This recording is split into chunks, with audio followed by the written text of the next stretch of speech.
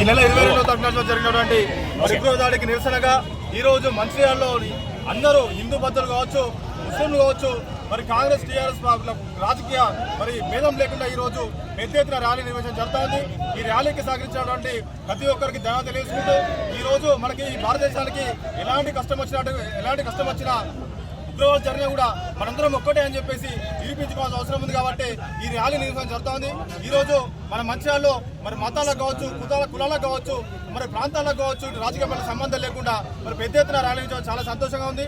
ఈ ర్యాలీకి సహకరించడానికి మరి అందరికీ ప్రతి ఒక్క మరి వ్యాపారస్తులకు కావచ్చు, ఇటు మరి వ్యాపారస్తులకు, అదేవిధంగా వాణిజ్య వ్యాపారస్తులకు, ఇటు మన ఏదైతే అసోసియేషన్లకు కావచ్చు, అందరికీ పేరు పైన ధన్యవాదాలు తెలియజేసుకుంటూ ఏదైతే మన భారతీయులు అందరం ఒక్కటే అని మరి మరొకసారి నిరూపించినందుకు మంచిర్యాల ప్రజలందరూ కూడా పెద్ద ఎత్తున మరి ధన్యవాదాలు తెలియజేయడం జరుగుతుంది. ఏదైతే కాశ్మీర్లోని పహల్గాంలో పాకిస్తాన్ తీవ్రవాదులు హిందువులపై దాడి చేసి 28 మందిని అకారణంగా చంపడం జరిగింది.